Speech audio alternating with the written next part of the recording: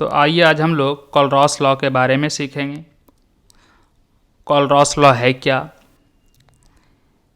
जिसको हम लोग टॉपिक में लिखे हैं कोलरॉस law of independent migration of ions. आयनों के स्वतंत्र अधिगमन का कोलरॉस का नियम। कोलरॉस नियम हम लोग क्यों पढ़ते हैं उसके बारे में जानेंगे। इससे पहले के लेक्चर में आपको variation in conductance, conductivity and molar conductivity के बारे में हम लोग पढ़ चुके थे। कॉन्सेंट्रेशन के साथ कैसे कैसे वो वेरी करता है आप लोग पढ़ चुके थे। कंडक्टेंस बढ़ता है डाइल्यूशन बढ़ाने पर, मोलर कंडक्टिविटी भी बढ़ती है, लेकिन कंडक्टिविटी क्या होती है, डिक्रीज होती है, जिसको हम लोग लास्ट क्लास में पढ़ चुके थे। तो आज हम लोग कोलरॉस लॉ के बारे में जानेंगे। कोलरॉस लॉ से हम लोग मोलर कंडक्टिविटी को फाइंड करते हैं। तो देखिए कोलरॉस लॉ क्या कहता है, यहाँ पे इंग्लिश में लिख दिया गया आपको, the law states that limiting molar conductivity of an electrolyte. Limiting molar conductivity को हम लोग लैम्डा एम से रिप्रेजेंट करते हैं, और बोला गया है कि उसको हम लोग रिप्रेजेंट कर सकते हैं at the sum of the individual contribution of an ion and the cation of the electrolyte. मतलब यहाँ पे जो आप इलेक्ट्रोलाइट लेते हैं उसमें जो एनायन होता है और उसमें जो कैटायन होता है उसका लिमिटिंग मोलर कंडक्टिविटी का जो सम होगा, है ना, उस इलेक्ट्रोलाइट का क्या होगा, लिमिटिंग मोलर कंडक्टिविटी। हिंदी में भी लिख दिया गया है यहाँ से। तो हम कोलरॉस लॉ के नियम से हम लोग क्या लिख सकते हैं, आइए हम लोग यहाँ पे लिखते हैं। लिमिटिंग मोलर कंडक्टिविटी को हम लोग लैम्डा एम से रिप्रेजेंट करते हैं। लिमिटिंग के लिए यहाँ पे इनफाइनाइट का साइन देते हैं, किसके लिए, इलेक्ट्रोलाइट। तो इलेक्ट्रोलाइट में आप जान रहे हैं कि दो आयन्स होते हैं, एक कैटायन होते हैं और दूसरे एनायन होते हैं। तो molar conductivity of limiting molar conductivity of cation plus limiting molar conductivity of anion, ठीक है, यही चीज ऊपर में लिखा गया, आप ध्यान से देख सकते हैं। Individual contribution of anions and cations of the electrolyte. Anion और कैटायन जो है इलेक्ट्रोलाइट का, उसका मोलर कंडक्टिविटी का जो सम होता है उस इलेक्ट्रोलाइट का क्या होता है, मोलर कंडक्टिविटी होता है। लिमिटिंग मोलर कंडक्टिविटी को हम लोग दो तरह से लिखते हैं। इसी को हम लोग ऊपर में नॉट लगा के लिखते हैं। बात क्या है, वही इलेक्ट्रोलाइट। तो यहां से हम इसे भी लैम्डा पढ़ते हैं और इसे भी हम लोग क्या पढ़ते हैं, लैम्डा। कभी कभी इसे हम लोग कैप भी कह देते हैं। Not cation plus lambda am not anion. अगर आपसे बोल दिया जाए यहाँ पर इलेक्ट्रोलाइट जो हम ले रहे हैं सोडियम क्लोराइड ले रहे हैं, तो आप क्या लिखेंगे, उसकी मोलर कंडक्टिविटी। तो आइए हम लोग देखते हैं। यहाँ पर जो लिया गया है मोलर कंडक्टिविटी आपको निकालना है, लिमिटिंग मोलर कंडक्टिविटी किसका निकालना है, NaCl का। तो lambda molar conductivity, limiting molar conductivity of cation, cation जो होता है इसमें Na+ के फॉर्म में होता है। Limiting molar conductivity of anion जो क्लोरीन के माइनस आयन के फॉर्म में होता है। अब कौन क्या है तो हम इसके बारे में यहाँ पर लिख देते हैं। लैम्डा एम n+, यहाँ पे नॉट भी लिख सकते हैं, इनफाइनाइट का भी साइन देते हैं।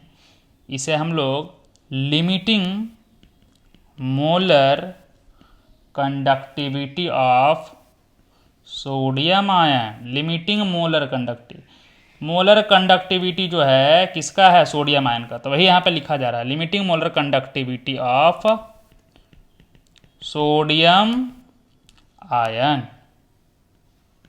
अगर आपसे हम पूछेंगे क्लोरीन के बारे में, Cl-, ठीक है, तो इसको हम लोग क्या कहेंगे, लिमिटिंग मोलर कंडक्टिविटी किसका, क्लोराइड आयन का है। तो आइए यहाँ से लिख लेते हैं, लिमिटिंग मोलर कंडक्टिविटी ऑफ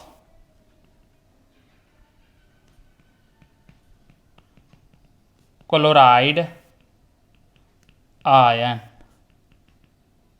ठीक है। तो कोलरॉस नियम के अकॉर्डिंग अगर किसी इलेक्ट्रोलाइट का आपको लिमिटिंग मोलर कंडक्टेंस निकालना है तो उस इलेक्ट्रोलाइट का केटायन का लिमिटिंग मोलर कंडक्टिविटी और एनायन का लिमिटिंग मोलर कंडक्टिविटी को क्या कर देते हैं हम लोग, जोड़ देते हैं।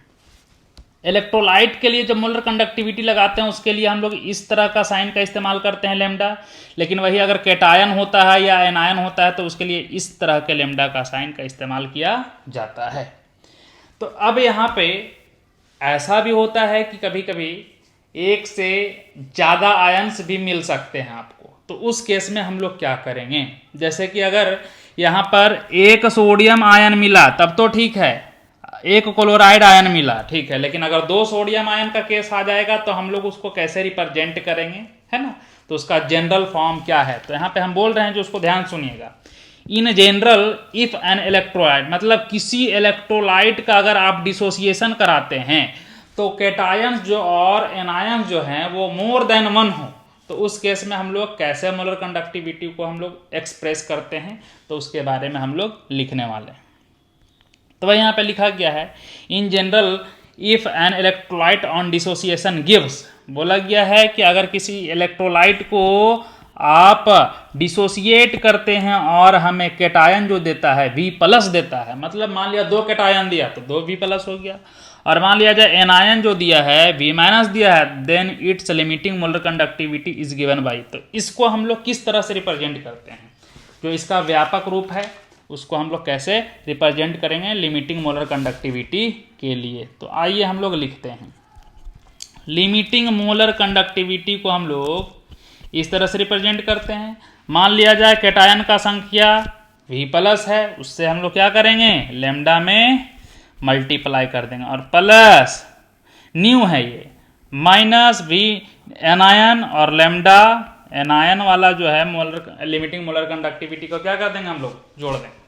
इसी को हम लोग एक और तरीका से रिप्रेजेंट कर सकते हैं, ठीक है, cap M infinite new plus lambda M जो है इसका है मोलर कंडक्टिविटी ऑफ केटायन, और मान लिया जाए एनायन आपको कितना मिला, न्यू माइनस मिला limiting molar conductivity of anion. इस तरह से भी हम रिप्रेजेंट कर सकते हैं। चलिए एक उदाहरण हम लेते हैं। अगर आपसे बोल दिया जाए limiting molar conductivity of MgCl2 को कोलरॉस लॉ के टर्म में आपको बताना है, तो जैसा कि आप जानते हैं MgCl2 जो होता है इसको अगर आप ब्रेक कराते हैं तो Mg2+ और क्लोराइड 1-, जैसा कि आप देख पा रहे हैं क्लोरीन का कितना एटम है, 2 एटम है, ठीक है, 2 एटम। तो हम इसको कैसे लिखेंगे, अगर आप केटायन लिखते हैं तो केटायन जो है एक ही है, तो limiting molar conductivity of cation, तो केटायन जो है आपका Mg2+ प्लस, अब यहाँ से जो हम लिखेंगे limiting molar conductivity of anion, anion कितने हैं, 2 हैं, क्लोरीन माइनस आयन, तो जो उसका नंबर है उसके आगे हम क्या करते हैं, मल्टीप्लाई कर देते हैं। क्लोराइड आयन 2 हैं और जबकि Mg2+ क्या हैं, 1 ही हैं। इस तरह से हम लोग इसको रिप्रेजेंट कर सकते हैं कोलरॉस लॉ के फॉर्म में। अब एक और एग्जाम्पल हम लोग देखते हैं। चलिए अगर आपसे कह दिया जाए लिमिटिंग मोलर कंडक्टिविटी निकालना है जी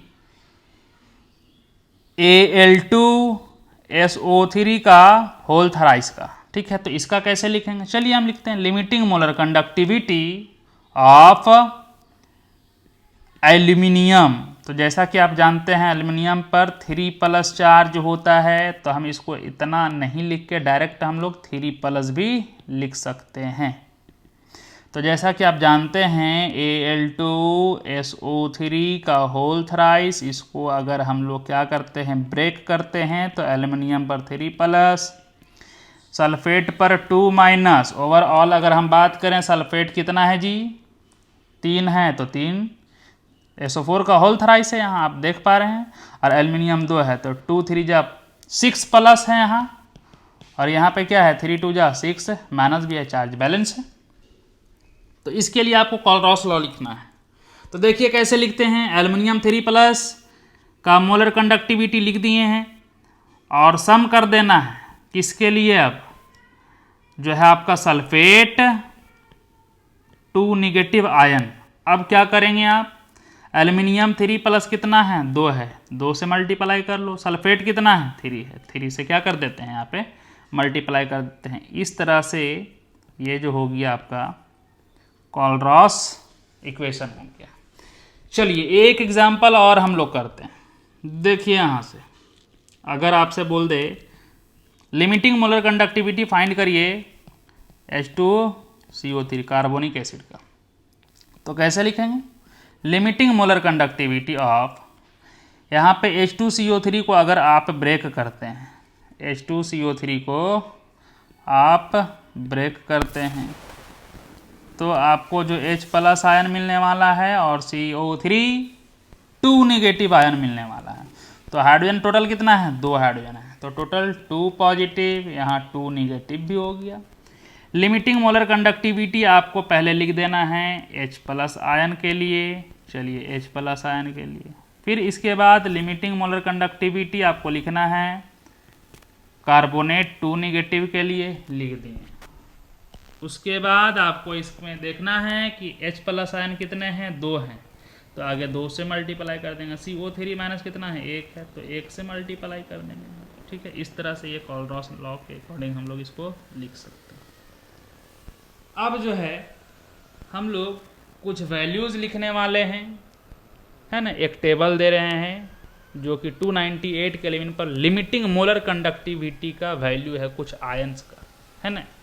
तो देखिए यहाँ से एक टेबल दिया गया है जिसमें आप देख पा रहे हैं कि कुछ आयंस हैं और उसकी जो है molar conductivity, limiting molar conductive की वैल्यू दी गई है। H+ आयन के लिए 349.6 है, सोडियम प्लस आयन के लिए 50.1 है ना, आप देख पा रहे हैं। पोटेशियम प्लस आयन के लिए 73.5 है, कैल्शियम 2+ के लिए 119.0 है, मैग्नीशियम 2+ के लिए 106 है, हाइड्रोक्साइड के लिए 199.1 है, क्लोराइड के लिए 76.3 है, ब्रोमाइड के लिए 78.1 है, एसीटेट के लिए 40.9 है, सल्फेट के लिए 160.0 है। तो यहाँ से अब हम लोग इस टेबल के अकॉर्डिंग एक क्वेश्चंस करने वाले हैं, लेकिन इस टेबल का आपको हेल्प लेना ज़रूरी है। ये वैल्यूज़ जो है यहाँ पे मोलर कंडक्टिविटी का यहाँ से हम लोग पुट करेंगे। तो देखिए यहाँ से एक क्वेश्चन लिया गया है, क्या बोला है क्वेश्चन में, कैलकुलेट, ये जो क्या लिखा है सर, तो वही है आपका लिमिटिंग मोलर कंडक्टिविटी का ये सिंबल इस तरह से भी यूज करते हैं। Limiting molar conductivity for CaCl2 and MgSO4 from the data given in the table. तो डेटा का इस्तेमाल करके जो टेबल में दिया गया है आपको इसके वैल्यूज़ निकालने हैं, है ना। इसका वैल्यू निकालना है CaCl2 एंड MgSO4 का लिमिटिंग मोलर कंडक्टिविटी। तो आइए हम लोग इसको सॉल्व करने का कोशिश करते हैं, सॉल्यूशन। तो यहाँ से आप लिखिएगा वी नो दैट, हम जानते हैं, कहाँ से जानते हैं, तो कोलरॉस लॉ। तो जैसा कि हम जानते हैं कोलरॉस के नियम के अकॉर्डिंग किसी भी इलेक्ट्रोलाइट का अगर हम लोग मोलर कंडक्टिविटी लिखते हैं, है ना, लिमिटिंग मोलर कंडक्टिविटी, तो यहाँ पे जो इलेक्ट्रोलाइट आपका दिया हुआ है आप यहाँ से देख पा रहे हैं, जो इलेक्ट्रोलाइट है आपका CaCl2 है पहला। तो इसके लिए हम लोग देखते हैं कि जो लिमिटिंग मोलर कंडक्टिविटी होता है आपका जो कैटायन, तो इसमें आपका कैटायन कौन हो गया, Ca2+ भी लिख सकते हैं। चलिए तो यहाँ पे लिमिटिंग मोलर कंडक्टिविटी Ca2+ और प्लस किसका सम कर देना है, limiting molar conductivity of Cl-। लेकिन यहाँ पे आपको इस चीज़ को ध्यान में रखना है कि यहाँ पे क्लोराइड जो है, क्लोरीन जो है यहाँ पर 2 है, तो यहाँ 2 से मल्टीप्लाई कर लेंगे और बाकी जो वैल्यू है आपको यहाँ से पुट कर देना है। तो यहाँ से आप लिमिटिंग मोलर कंडक्टिविटी का वैल्यू जो कैल्शियम के लिए लिखे हैं अभी 119.0 है, यहाँ से वैल्यू पुट कर दीजिए 119.0 प्लस 2 इंटू क्लोराइड के लिए जो वैल्यू आप लिखे हैं लिमिटिंग मोलर कंडक्टिविटी का 76.3 है, तो 2 इंटू 76.3। आप इसको अगर कैलकुलेट करते हैं तो आपका जो वैल्यू यहाँ से आने वाला है, 2 से अगर 76.3 में मल्टीप्लाई करेंगे तो 152.6 आएगा। और इसको जब आप जोड़ते हैं तो 271.6 और इसका यूनिट जो होता है सीमेंस सेंटीमीटर स्क्वायर पर मोल होता है। तो आइए अब हम लोग देखते हैं इसी में जो नेक्स्ट क्वेश्चन पूछा है, limiting molar conductivity of MgSO4। तो limiting molar conductivity of cation लिखेंगे तो इसमें केटायन जो है आपका Mg2+ है। Limiting molar conductivity of anion जो कि SO4 पे क्या होता है 2 नेगेटिव, और यहाँ से आप वैल्यू पुट कर देना है। Mg2+ के लिए लिमिटिंग मोलर कंडक्टिविटी का वैल्यू होता है 106.0 106.0 प्लस सल्फेट के लिए जो लिमिटिंग मोलर कंडक्टिविटी है 160.0, अभी आपने टेबल में लिखा था 160.0। आप इन दोनों को अगर आप ऐड करते हो तो 266 आएगा सीमेंट सेंटीमीटर स्क्वायर पर मोल, इसका क्या हो जाएगा यूनिट। ठीक है, तो आइए एक और हम लोग आगे क्वेश्चन करेंगे। तो देखिए यहाँ पे limiting molar conductivity of NaCl दिया रखा है। HCl का लिमिटिंग मोलर कंडक्टिविटी दिया है 420। सोडियम एसीटेट का लिमिटिंग मोलर कंडक्टिविटी भी दिया है 90 सीमेंट सेंटीमीटर स्क्वायर पर मोल, लेकिन आपको निकालना है limiting molar conductivity of acetic acid. आइए हम लोग कॉलरॉस लॉ का हेल्प लेते हैं और उससे हम लोग 3 इक्वेशन निकालेंगे और फिर हम इसको सॉल्व कर लेंगे। तो आइए, जैसा कि आप देखते हैं limiting molar conductivity of NaCl, limiting molar conductivity of NaCl दिया है। जैसा कि आप जानते हैं यहाँ से क्वेश्चन में दे कर रखा है limiting molar conductivity of NaCl कितना दिया है तो 125। तो इसके लिए हम लिख सकते हैं NaCl में केटायन सोडियम है, एनायन क्लोरीन है, तो इसके लिए हम लिख सकते हैं limiting molar conductivity of sodium plus limiting molar conductivity of chloride minus कितना हो गया 125। इसके लिए इक्वेशन नंबर 1। इसी टाइप से अगर आप बात करेंगे HCl के लिए तो क्या हो जाएगा, HCl के केस में H+ Cl- है ना, ये क्या हो जाएगा 420, इक्वेशन नंबर 2। ये जो इक्वेशन नंबर 2 निकल के आया यहाँ से, ठीक है। इक्वेशन नंबर 3 जो निकालेंगे हम यहाँ से निकालेंगे limiting molar conductivity of sodium acetate के लिए। तो सोडियम एसीटेट में आपको पता होना चाहिए सोडियम केटायन के फॉर्म में होगा और एसीटेट जो होगा एनायन के फॉर्म में होगा। तो एसीटेट का फार्मूला लगते हैं CH3COO नेगेटिव। यहाँ से उसका जो वैल्यू देकर रखा है 90 है, इक्वेशन नंबर 3। और आपको एक चीज़ और ध्यान में रखना है, हमें कैलकुलेट करना है, टू कैलकुलेट क्या कैलकुलेट करना है जी, तो limiting molar conductivity of acetic acid किसके लिए CH3COOH। तो यहाँ पे एसिटिक एसिड को 2 पार्ट में तोड़ के लिखे हैं, केटायन और एनायन के फॉर्म में। तो लिमिटिंग मोलर कंडक्टिविटी ऑफ, चलिए पहले हम लिख देते हैं आपको केटायन जो है इसमें H+ आयन के फॉर्म में है, limiting molar conductivity of anion जो है इसमें CH3COO नेगेटिव, इसी का वैल्यू निकालना है। तो आप जरा तीनों इक्वेशन को गौर से देखिए, ये वाला वैल्यू आपको और इसका वैल्यू सम जोड़ करके आना चाहिए। तो हम क्या करते हैं, देखिए आपको जो इसमें वैल्यू आना चाहिए इसका और इसका सम आना चाहिए। तो हम थर्ड में से अगर फर्स्ट को घटा देंगे तो limiting molar conductivity of sodium plus ion क्या हो जाएगा, कैंसिल हो जाएगा। तो चलिए हम पहले वही काम करेंगे। From equation third minus first, equation 3 में से फर्स्ट को माइनस करना है। इक्वेशन जो 3 आपने निकाला है molar conductivity, limiting molar conductivity of cation sodium ion plus limiting molar conductivity of CH3COO minus ion is equal to 90। ठीक है, अब जो है इसमें से इक्वेशन फर्स्ट को घटाना है। तो limiting molar conductivity of first में जो लिखा गया है Na+ है, फिर plus limiting molar conductivity of chloride, limiting molar conductivity of chloride minus ion, उसका वैल्यू देकर रखा है 125, और इसको आपको क्या कर देना है, घटा देना है, साइन चेंज कर दीजिए, ये दोनों क्या हो जाएगा, कैंसिल।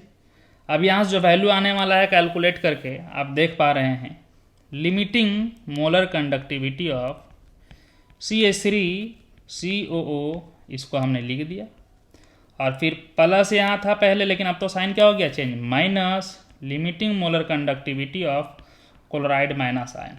90 में से 125 घटा लेंगे तो कितना बच जाएगा आपको, -35। इसका इक्वेशन नाम दे दीजिएगा आप, थर्ड तो पहले दे चुके हैं, इसका नाम दे दीजिएगा फोर्थ। अब इस इक्वेशन में आपको जोड़ देना है, क्या करना है, जोड़ देना। आप ध्यान से देखिए, अगर हम इसमें 2 को जोड़ देते हैं तो Cl क्या हो जाएगा, कैंसिल हो जाएगा। तो फ्रॉम इक्वेशन है ना 2 +4, 2 जो है इक्वेशन, मोलर कंडक्टिविटी ये है आपका H+, चलिए लिखते हैं, मोलर कंडक्टिविटी ऑफ H+, फिर प्लस का साइन दीजिएगा, क्लोराइड है, मोलर कंडक्टिविटी ऑफ क्लोराइड, और उन दोनों का जो सम दिया रखा है 420 है। इसमें जोड़ना है 4 को। अब देखिए 4 को जोड़ते हैं, molar conductivity of acetate CH3COO negative minus molar conductivity of chloride minus बराबर -35। जोड़ना है तो साइन क्या होगा, चेंज नहीं होगा, ये दोनों क्या हो गया, plus minus cancel. Molar conductivity of H+, फिर plus molar conductivity of acetate minus CH3COO negative, यही आपको निकालना भी था, आप देख सकते हैं, to calculate molar conductivity of H+, molar conductivity of acetate minus निकालना था, ठीक है ना। तो इसका वैल्यू आ जाएगा 420 में से आप अगर 35 को माइनस कर देते हैं, 420 में से आप अगर 35 को घटा देते हैं तो कितना आ जाएगा, आप समझ सकते हैं। इसका जो वैल्यू आने वाला है 385 साइमन सेंटीमीटर स्क्वायर पर मोल, यही वैल्यू आपको निकालना था। तो आइए नेक्स्ट क्वेश्चन एक और हम लोग करते हैं। तो देखिए इस क्वेश्चन में क्या दिया है, ये जो है लिमिटिंग मोलर कंडक्टिविटी का साइन है, 4 NaCl HCl and NaACr 126.4 to 425.9 and 91.0 cement centimetre square पर मोल रेस्पेक्टिवली। कैलकुलेट कैप नॉट 4 है ना molar conductivity, limiting molar conductivity for hydrogen HAC है ना। तो यहाँ पे दिया रखा है, अगर इसका आप हिंदी लिखना चाहते हैं तो लिख सकते हैं, है ना, मैं बोल देता हूँ, आप लोग उसको नोट कर लेंगे।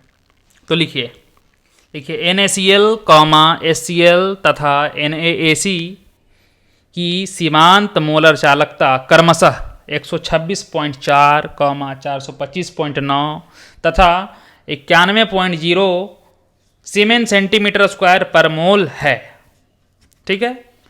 तो HAC के लिए सीमांत मोलर चालकता ज्ञात करें।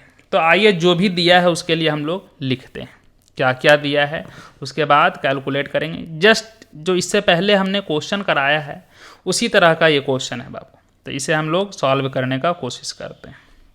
सॉल्यूशन, तो यहाँ पे लिमिटिंग मोलर कंडक्टिविटी NaCl का दिया है, limiting molar conductivity of NaCl कितना दिया है, जो पहले वैल्यू है वही है, तो 126.4। उसी तरह से लिमिटिंग मोलर कंडक्टिविटी का वैल्यू किसका दिया है, HCl का दिया है 425.9, सब सीमेंट सेंटीमीटर स्क्वायर पर मोल में है, ठीक है, सीमेंट सेंटीमीटर स्क्वायर पर मोल, सीमेंट सेंटीमीटर स्क्वायर पर मोल, ये इसका यूनिट होता है। Limiting molar conductivity for NaAC, actinium है AC, इसका वैल्यू 91.0 सीमेंट सेंटीमीटर स्क्वायर पर मोल दिया गया है। आपको कैलकुलेट करना है limiting molar conductivity of HAC, ठीक है, यही निकालना। तो आइए हम लोग प्रीवियस क्वेश्चन की तरह भी इसी क्वेश्चन को सॉल्व करते हैं। तो हम इसको ऐसे लिख सकते हैं, NaCl का अगर molar conductivity, limiting molar conductivity दिया है तो आप जानते हैं हम उसे कैटायन और एनायन में तोड़ के लिखते हैं। Limiting molar conductivity of Na plus limiting molar conductivity of Cl minus, इसका जो सम दिया है 126.4, इक्वेशन नंबर 1। अब दूसरा जो वैल्यू दिया है HCl के लिए, limiting molar conductivity of cation जो हो जाएगा उसमें H plus, limiting molar conductivity of chlorine हो जाएगा Cl माइनस, इसका सम दिया 425.9, इक्वेशन नंबर 2 मानते हैं। 3 में limiting molar conductivity of Na plus, limiting molar conductivity of Ac minus is equal to 91.0 है, इक्वेशन नंबर 3। तो जैसे हम लोग इससे पहले के इक्वेशन में किए थे वही काम करना है। आपको कैलकुलेट कौन करना है, यहाँ पे हम लिख देते हैं to calculate limiting molar conductivity of HAC। तो लिमिटिंग मोलर कंडक्टिविटी HAC तो मतलब हो गया limiting molar conductivity of H plus और plus limiting molar conductivity of AC minus. इसी को आपको क्या करना है, कैलकुलेट करना है। तो वही काम करेंगे जो पहले इससे किए थे, from equation 3 minus first. Third में से फर्स्ट को घटा लेते हैं, ठीक है। तो थर्ड को लिखते हैं हम limiting molar conductivity of Na plus limiting molar conductivity of AC minus 91.0। Third में से फर्स्ट को घटाना है। फर्स्ट जो है limiting molar conductivity of Na plus, फिर plus limiting molar conductivity of Cl minus. अब यहाँ से आप देख सकते हैं इसका जो वैल्यू दिया है 126.4 दिया है, घटाने के लिए बोला गया है तो साइन क्या कर देंगे, चेंज, ये क्या हो जाएगा, कैंसिल। यहाँ से जब आप इसको लिखते हैं कैलकुलेट करके तो limiting molar conductivity of AC minus minus limiting molar conductivity of Cl minus, आप अगर 91 में से माइनस करते हैं 126.4 को तो कितना आने वाला है आप समझ सकते हैं। तो यहाँ पे आप अगर घटा के वैल्यू लिखते हैं तो 35.4 बच जाएगा, ठीक है। 126.4 में से 91 अगर माइनस करते हैं तो ये वैल्यू को हम लोग समीकरण 4 के फॉर्म में मानते हैं और इसको हमको समीकरण 2 में क्या करना है, इक्वेशन 2 में जोड़ देना है। फ्रॉम इक्वेशन 2 और प्लस 4। अब चलिए 2 को लिखते हैं। इक्वेशन नंबर 2 जो है molar conductivity of H plus, यहाँ से देख सकते हैं molar conductivity of H plus plus molar conductivity of Cl minus, molar conductivity of Cl minus, इन दोनों का जोड़ करके जो लिखा गया है 425.9 और इसमें हमको इक्वेशन नंबर 4 को जोड़ना है। Molar conductivity of AC minus minus molar conductivity of Cl minus minus 35.4 जोड़ दीजिएगा, दोनों कैंसिल हो जाएगा।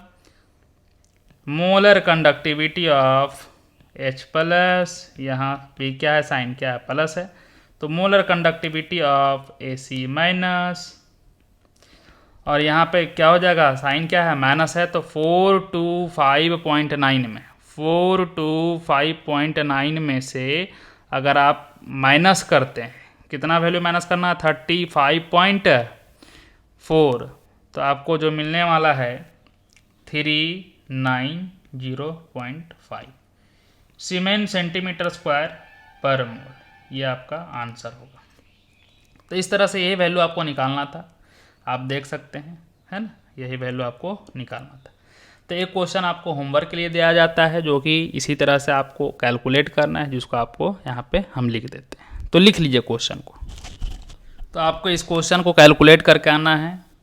यहाँ पे जो वैल्यू दिया गया है, limiting molar conductivity of barium hydroxide 500, limiting molar conductivity of barium chloride 300, limiting molar conductivity of ammonium chloride 120, उसके बाद limiting molar conductivity of ammonium hydroxide निकालना है। तो इसका आंसर जो आपको आने वाला है 227 सेंटीमीटर्स पर मोल। इसको आपको कैलकुलेट कर लेना है।